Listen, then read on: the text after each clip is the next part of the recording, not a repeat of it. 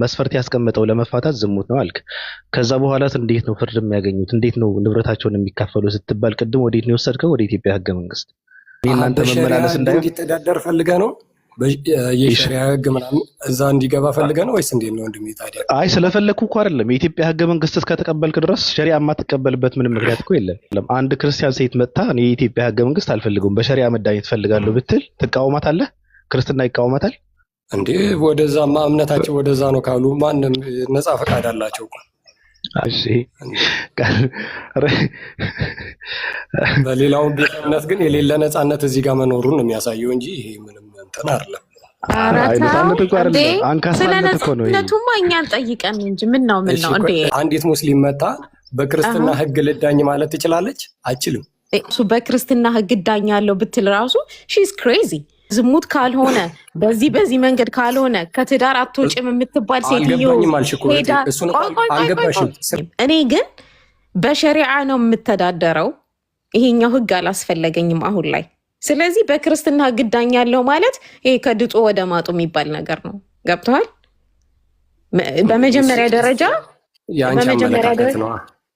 ኦፍኮርስ ስለኔ አመለካከት ነው የማወራው። ለመሰለህ እዛ ሀገር አቢዩዝ የሚያደርገኝን ያልተጻፈ ህግም ይሁን የተጻፈ ህግም ይሁን ፈልጌ እዚህ ጋር የተጻፈልኝ በምን ደረጃ መብቴ መጠበቅ እንዳለበት እስከ ምን ደረጃ እዛ ድረስ ሄጄ መፋታት እንደምችል የሚያስቀምጥልኝን ህግ ትቼ አቢዩዝ ወደምደረግበት አልሄድም፣ አያስኬድም። እንደዛ ገባ ትንሽ ነገር ልበል።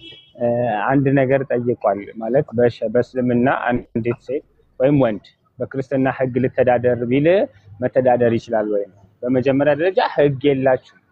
ህግ በሌለ ነገር መተዳደር ይችላል ወይ ማለት አለ። ህግ ካለ ትነግረናለች፣ ችግር የለውም ካለ። ግን እስልምና የሚያስተምረው ምንድነው ሲባል ከአምላክ ህግ ውጪ በማንም ህግ መተዳደር አይፈቀድም። በሰው ሰራሽ ህግ መተዳደር አይፈቀድም። ስለዚህ አሁን ሳውዲ አረቢያ ላይ የሚኖር ወይም አንድ ክርስቲያን ወይም አንዲት ክርስቲያን ብትኖር የንብረት ክፍፍሉ እንዴት ነው ስትባል ወደ ሳውዲ ህግ ነው የምትሄድ። ያ ደግሞ ሸሪዓ ህግ ነው። ይሄን ነገር ትፈቅዳለህ? የሳውዲ ሀገር መሪ ማን ናቸው ታውቃቸዋለህ? የትኛው ሃይማኖት አባል ናቸው? ይህንንስ ታውቃለህ? መሐመድ ቢን ሰልማን ይባላል፣ ሙስሊም። ስለ ህግ ነው እያወራን ያለው። እሺ ባቢ ይሄ ነፃነት በሌለበት ሀገርማ እንዴት ልትግባባ ትችላለህ? ሙስሊሞች እኮ ነው በሸሪዓ ተዳደሩ ካሉ በሱ ተዳደራለሁ ማለት ይሄ ፍትሃዊ አይደለም። ብልጽግና በእሷ ኃይል አይደለ እንዴ? በብልጽግና ህግ የምንተዳደረው ሁላችንም ፈልገን ነው እንዴ? እስከመራ ድረስ እኮ መሪ ነው እንጂ ሁሉም ሰው መርጦት ነው እንደሚተዳደረው። ሃይማኖታዊ ህግን ህገ መንግስት ብሎ አላስቀመጠማ እዚህ ጋር። አይ እኮ ሰው እኮ ሁሉም ራሱ የሆነ መተዳደሪያ አለው። እንደ ሀገር መተዳደሪያቸውን ነው እያወራን ያለ ነው። ስለዚህ የተለያየ ሀገር ሃይማኖት የተቀዳ አይደለም እንደ ሸሪዓ። በቃ አሁን ቀጥሉ ከፒኬ ጋር ወይ ከሌሎች። እኔ ግን መጽሐፍ ቅዱስ ግን በጣም የገረመኝ ምንድነው ቅድም ምን አለ ኦሜጋ ሰዎች የመፋታት መስፈርት ያስቀመጠው ድሮ መጽሐፍ ቅዱስ አለ ሞት ነው አለ። ከዛ ሰዎች ባል ሚስቶቻቸውን መፋታት ሲፈልጉ ይገሏቸው ነበር አለ። ከዛ አይ ከምትገሏቸው ዝሙት ይሁን ምንድነው የመፋታት መስፈርት ዝሙት ይሁን አለ። እንደገና መልሶ መጽሐፍ ቅዱስ ራሱ አላለም። ሰዎች መጽሐፍ ቅዱስ እንደዛ ነው ቢለው አላለም። እስላም ውሸት አይወድም፣ አይተረተሩም እንዳንተ እንዴ። ምን ሆነ ነው በአንዴ እንደዚህ እንደ እንትን ቂጣ ትገለበጣለህ እንዴ ብለሃል እኮ። ግድ የለም መጽሐፍ ቅዱስ ይላል፣ ችግር የለውም መጽሐፍ ቅዱስ ይላል። ቆይ ኧረ ተረጋጋ፣ እየተናደድክ ነው። ግድ የለም መጽሐፍ ቅዱስ ምን ይላል? በመጀመሪያ ሙሴ ምን አለ? የመፋታት መስፈርት ሞት ነው ብሎ አስቀመጠው። ከዛ ምን ተደረገ? ሰዎች መፋታት ሲፈልጉ ባልሚስቶቻቸውን መግደል ጀመሩ። ስለዚህ ከምትሞቱ አይ መጣና አዲስ ኪዳን ምን አደረገው? ዝሙት ነው ብሎ አስተካከለው። ይመልስና እዛ ጋር ደግሞ ምን አደረገው? ዝሙት የሰራ ሰው ደግሞ ተቀጥቅጦ ይገደል አለ። አረ አነባላልከም እንደ አንተ ባቢሎን። አረ እየተናደድክ ነው። አይ አይደለም ዝም ብለህ ስሜታዊ የሆንክ ነው። እኔ ስሜታዊ ተረጋጋ። እኔ እንደ ውሸት የምጠላው ነገር የለም። ከምር ማከብራቸው ሙስሊም እህቶች ወንድሞች አሉ እዚህ ማለት ግድ የለም ችግር የለውም። ማክብራቸው ለነሱ ስትል ቻለኝ። እኔ ችግር የለውም። አይ እኔ ምን ላድርግ? ራስህን እየካድክ ነው። እህቶቼ ሲናገሩ አንድ ውሸት ሲቀላ እኔ ተናገርኩትን ነው። አንተ ግን ዝም ብለህ ነው ከዚህ ወዲያ በቃ ምናምን የሆነ ሰሞኑን ምናምን የሰማሽውን ነው ያመጣሽው። እሺ ችግር የለውም። ተናዳሃል መሰለኝ፣ ለምን እንደሆነ አላውቅም። ብዙ ነገር ነው ያረፈብህ። ዝም ብለህ ከመሬት ተነስተህ አይደለም። ችግር የለውም። እኔ እረዳሃለሁ። ፒኬ ሐሳባለ ራይነር ጥያቄ ያለኝ ያለ ነበረ። ፒኬ ማለት እኔ ነው የምጠይቅ? አዎ አቀጥም ባስቀመጥከው ሰው ላይ ጥያቄ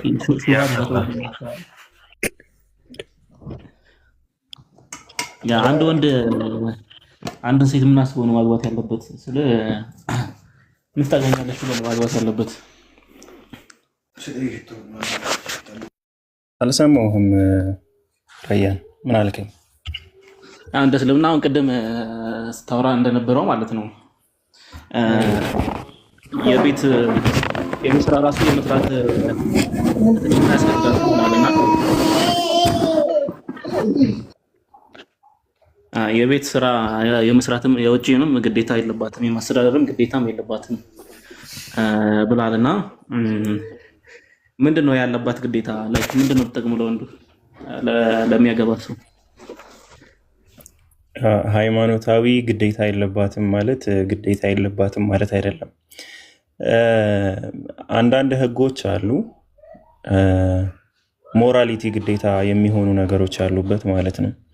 ማለትም ሞራላዊ ግዴታ ሞራሊቲ ሳይሆን እኔ ፈለኩት ሃይማኖታዊ ግዴታ የሚያደርግባት ነው።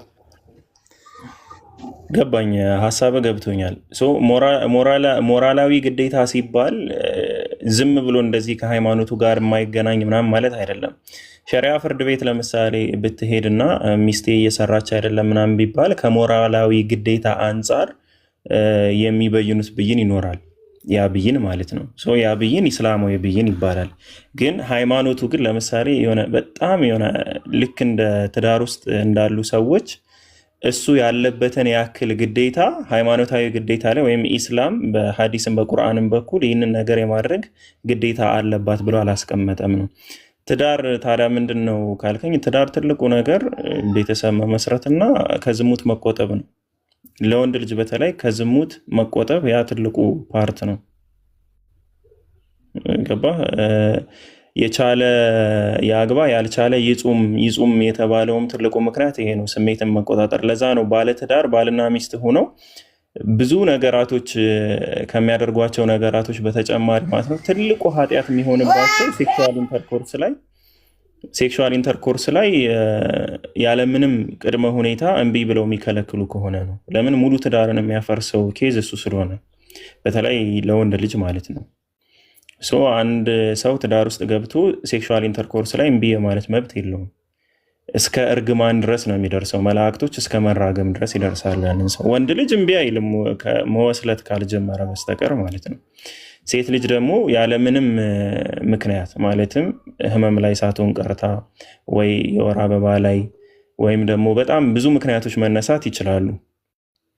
ያለ ምክንያት እንደዚህ እምቢ የምትል ከሆነ በሴክሹዋል ኢንተርኮርስ ዙሪያ መላኢካዎች ረግሟት ነው የሚያድሩት። ወንዱም ሴቱም ጋር በተገናኘ ተመሳሳይ ነገር ነው ያለው። ስለዚህ ትልቁ ነገር ትዳር ማለት ቤተሰብ መመስረትና ከዝሙት መታቀብ ነው። ሌላ ነገር የለውም። ሌላማ ሰራተኛ አስገብተህ ማሰራትም ትችላለህ። አልሰራም ምናምን ግዴታ የለባትም ማለት ነው። ሞራላዊ ግዴታ አለባት እኮ። ሞራላዊ እስልምና ህግ ያስገድዳትማ። የእስልምና ህግና ሞራላዊ ሲባል አሁን ነገርኩ እኮ ሸሪዓ ፍርድ ቤት ላይ ይቺ ልጅ አልሰራም አለች ምናምን ምንድነው ሪዝኑ? ፈልጋ መብቷ ስለ መብት ነው ማን ያለ እንዴ? አያስገድዳትም ካልኩ ያው እንደ መብት ነው የሚቆጠረው። አዎ ሰምተሃል? ረያን እያሉ ነው። አይደለም አያስገድዳትም ማለት መብቷ ነው። አያስገድዳትም ሲባል ሞራላዊ ግዴታ አለባት አልኩ። ለምሳሌ ያለምንም ሪዝን ወንድየው እየለፋ እየደከመ ምናምን እሷ ምንም ነገር አልሰራም ማለት አትችልም። ገባ?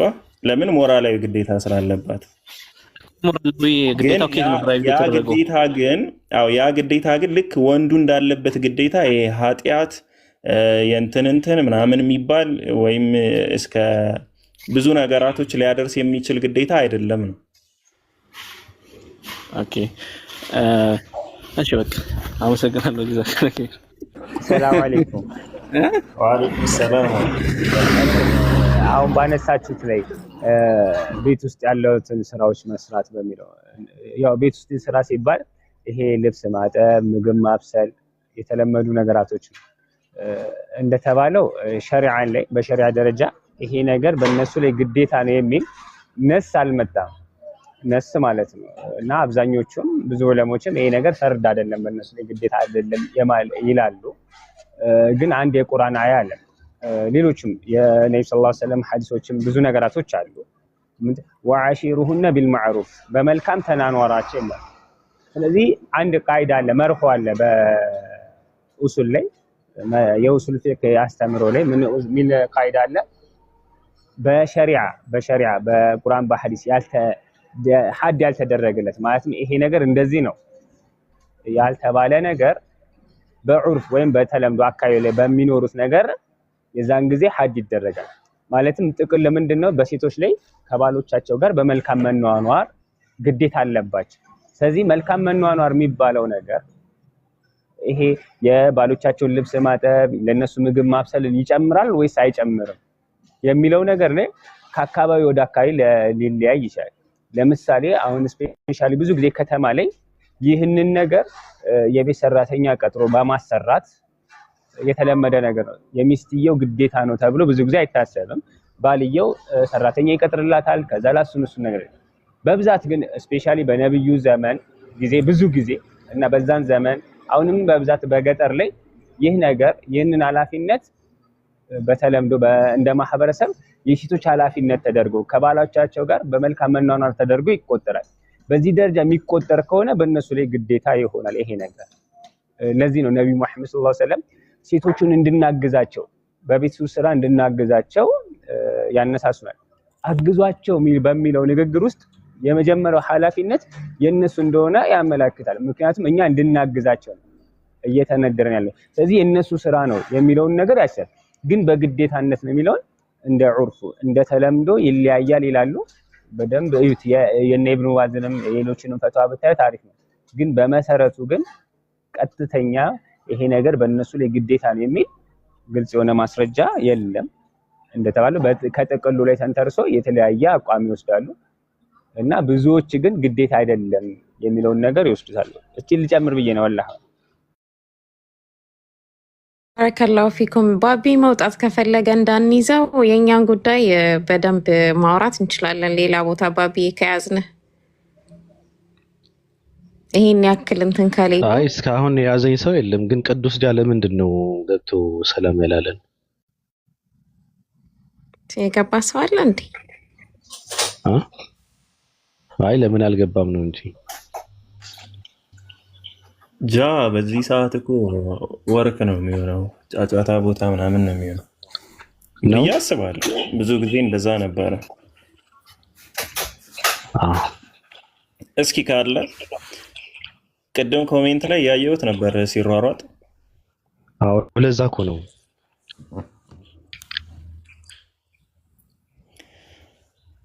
እስኪ ምን ትለናለህ ፒኬ መጨረሻ ላይ?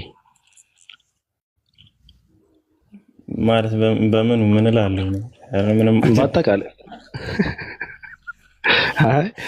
አጠቃላይ ሴት ልጅ ትልቁ ኃላፊነት ትውልድ ማነጽ ላይ ነው። ከእናት አባት ከሚባለው ነገር ውጪ ማለት ነው። ለሌላ ሰው አሁን ምንድነው ዴይኬር ምናምን የሚባል ነገር አለ አሁን ላይ በዚህ ጊዜና የህፃናት ማቆያ ምናምን ያ ነገር በኢስላም ያን ያክል ተወዳጅነት የለውም።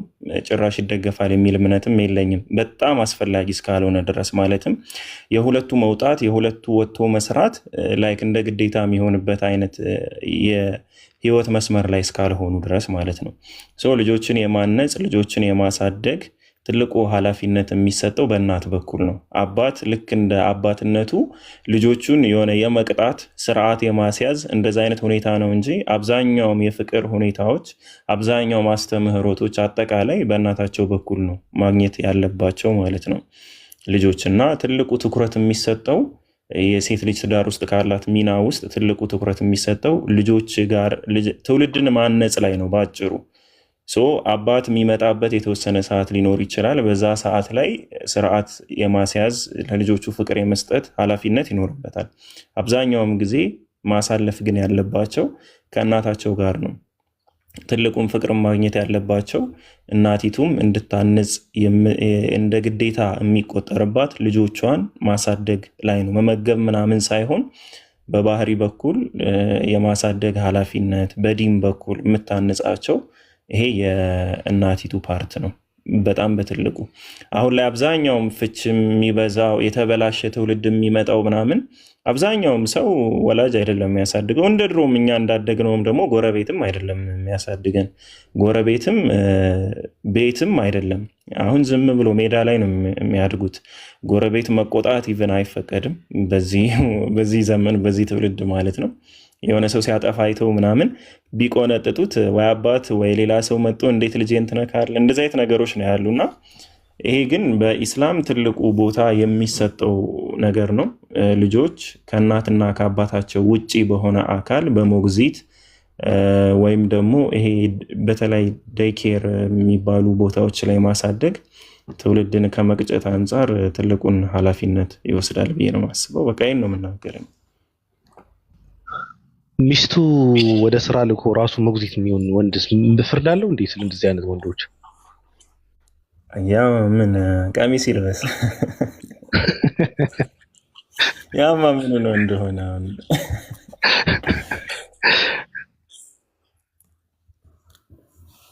ግን አንዳንድ ጊዜ እንትን የሚሉ ነገሮች አሉ።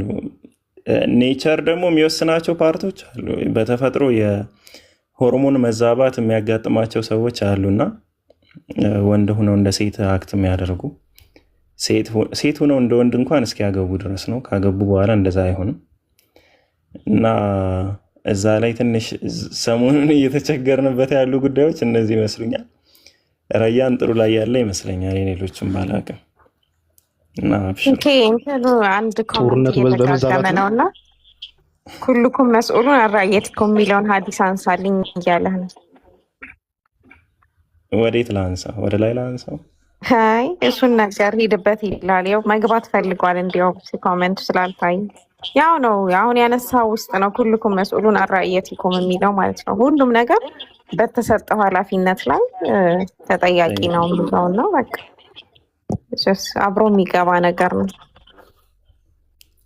ሁሉም ባይዘው እኛ ጋር ሁሉም ሀቅ አለው። ኢቨን አላህ ራሱ በፍጡራን ላይ ሀቅ እንዳለው ሁሉ ፍጡራንም በፈጣሪያቸው ላይ ሀቅ አላቸው።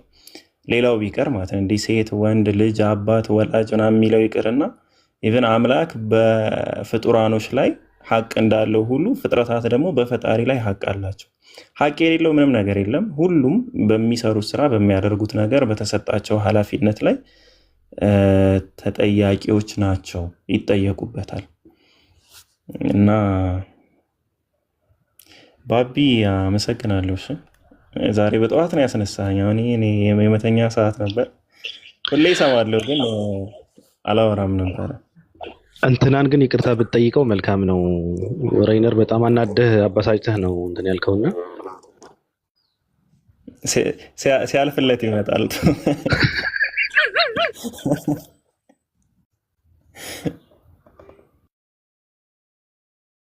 ያው በእንቅልፍ ያልፋል ምናምን ይባል የለ ሲያልፍለት የቻለውን ያክል አለቃቅሶ አይ ፕሮፋይል ቀይሮ እንትን እንዳይሆን እንጂ ችግር የለውም። ፕሮፋይል ምንድን ነው? ሂጃብህን እንትን ሂጃብሽን ነው እንጂ ጭራሽ በጣም ከባድ ነው። እንኳን እሱ እኔም ተሰምቶኛል።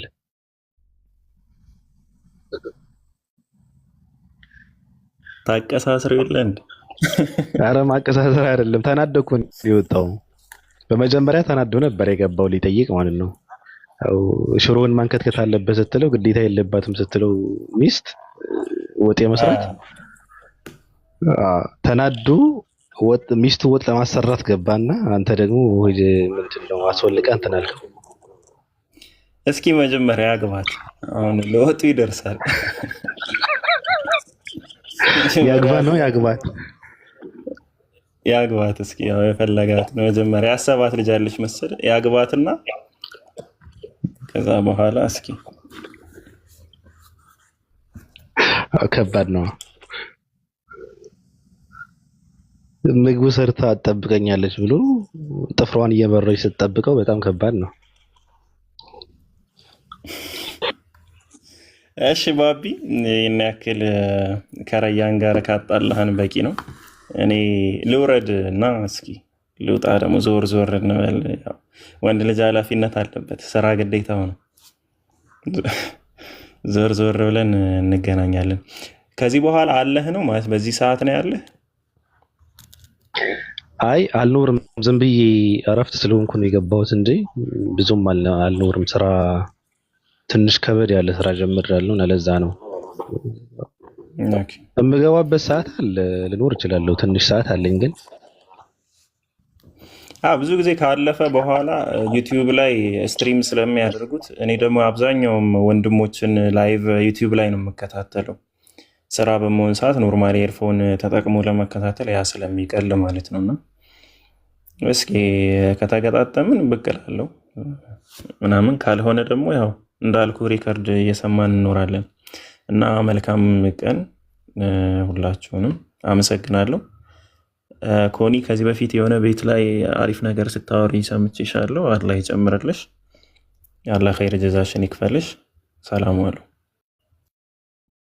አሚን ጀዛክ። እሺ ሰላም አለይኩም። መልካም ቀን። ከወረደ በኋላ እንትን እንዳለው ብዬ እኮ ነው። አየሽ አሁን ከዚህ በፊት አለሽ ጥሩ ነገር ስታወሪ ሰምቼሻለሁ አለሽ። ዛሬ ያወራሽውን አሁን በጣም ነበር የመሰጠኝ። ሁሉም ሰው ከታች አሁን ሁሉም ሰው ተስማምቶት እየደገፈች ነበርና ዛሬ ያወራሽውን እንኳን እንትን አላለውም ፒኬ ማለት ነው። እና የሚቀበልበት እንትኑ በጣም ከባድ ከወረደ በኋላ ማቀሳሰር አይቻልም። በቃ ረኛ ነው። ከወረደ በኋላ ማቀሳሰር እኮ አይደለም እንደዛ ማለቱ። አሁን አንቺ ጭፍግግ ብለሽ ብዙ ስቶሪ ነበር አይደል? የውስጡም የውጩም በጣም እንትን እየታገልሽ ነበርና ከዚህ በፊት ጥሩ ነገር ስታወሪ ሰምቼሻለሁ ብሎ ሲልሽ ይሄ የአይምሮ የሞራል እንትን ነው። ፒኬ ተመለስ በቃ። ለምን ይመለሳል እንዴ? አንተና ተመለስ። ለማንኛውም በቅድሙ እኮ መጨቆና ለመጨቆናችንን በቃ እኛ እንናገር ለማለት ያክል ነው እንጂ መግባት አልፈለግኩም ነበር። በዛ ላይ ደግሞ ከወንድ አንጻር ራሱ ማለት ነው ይህ ሁሉ ነገር ተደርጎ ንብረትን ልውሰድ ካለችው ፌር ይሆናል ለማለት ነው። ማለት ሎጂካሊ ራሱ ማለት ነው። እንግዲህ እናመሰግናለን። ቢሆንም ፒኪንግን አልተመቸውም ነው ሀሳቡ እኮ። ልጁ ከባድ እየተከራከረ ነበረ እና ኦሜጋ ነው የሚለው ነበረው። ምናልባት ሃይማኖት የመቀየር ሀሳብ ካለው ሃይማኖት ከመቀየር ጋር ጾታ መቀየር የለም እና ኦሜጋ ማለት ነው። ሁለቱም ናቸው ለነገሩ።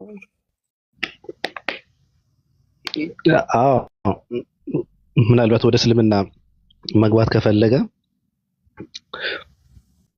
ከመስለም ጋር ጾታ መቀየር የለም ብላችሁ ብታሳርፉት መልካም ነበር እኮ። በጣም ስለተጨነቀ ማለት ነው።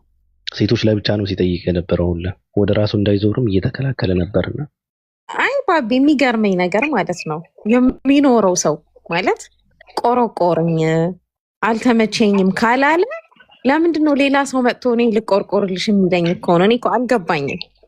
በቃ ተመችቶኛል ካልኩኝ ተመችቶኛል። እዚህ ጋር አቢዩዝ የሚደረግበት ህይወት ውስጥ ሴት ልጅ ፍቺ መጠየቅ አትችልም እየተባለ እዚህ ጋር ደግሞ አቢዩዝ ሳይደርስብኝ ራሱ ማለት ነው ሰውየው ካስጠላኝ መፋታት እችላለሁ እያልኩኝ ምን አይነት ኮምፓሪዥን ነው እያደረግን ያለ ነው? ስለዚህ እኔ ነኝ መጀመሪያ የምኖርበትን ህይወት መናገር ያለብኝ። ገብቷል?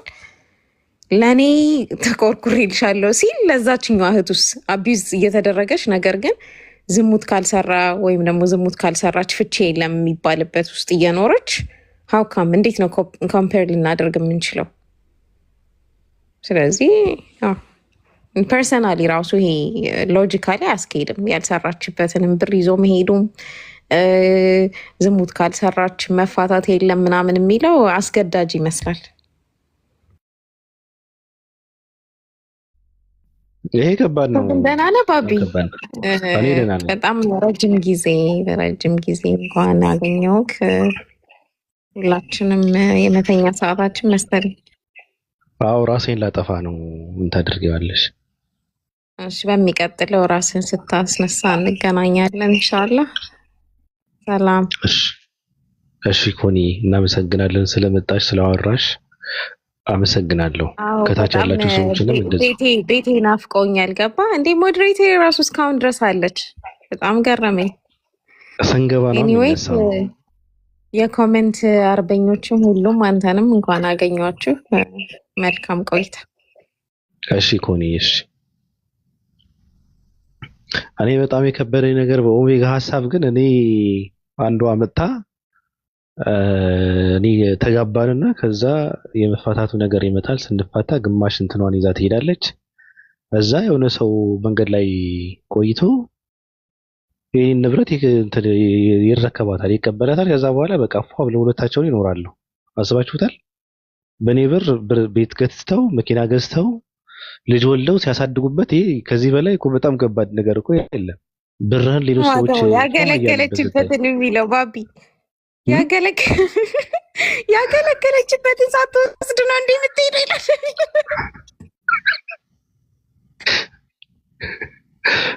ማገልገል ምንድን ነው? ያገለገለችበትን ሳትወስድ ነው እንዴ ሲል ማለት ነው። የሆነች እንትን የቀጠረ ነው የመሰለኝ። ኦፓል ሰላም ሰራተኛ ምናምን የቀጠረ ነው የመሰለኝ። ያገለገለችበትን ምናምን ይሄ እንትን የሚባለውን ታስታውሳለህ? በፊት የጭንገረድ የሚባለው ልክ እንደዛ አይነት እንትን ወሰደው። ላይክ ሰራተኛ ሆና ትገባለች። ከዛ በኋላ ሴክሹዋሊ ሁለቱም ቤኒፊት ያገኛሉ። የሆነ ነገር በወር 20 ብር ምናምን በፊት የሚከፍለውን አስቦ ይከፍላታል ማለት ነው። ገባ እና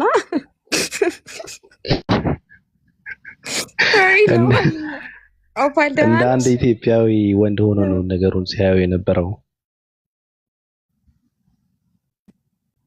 ሚስትህን ጧ እያደረግክ ምናምን እንትን ታደርግበት የትዳር እንትን የለም። እንደዛ ነው የተረዳው። ኦፓል እንዴት ነሽ? ሰላም እንዴት ነሽ? እንዴት ነሽ? እግዚአብሔር ይመስገን ሰላም ነው። ደህና ነኝ።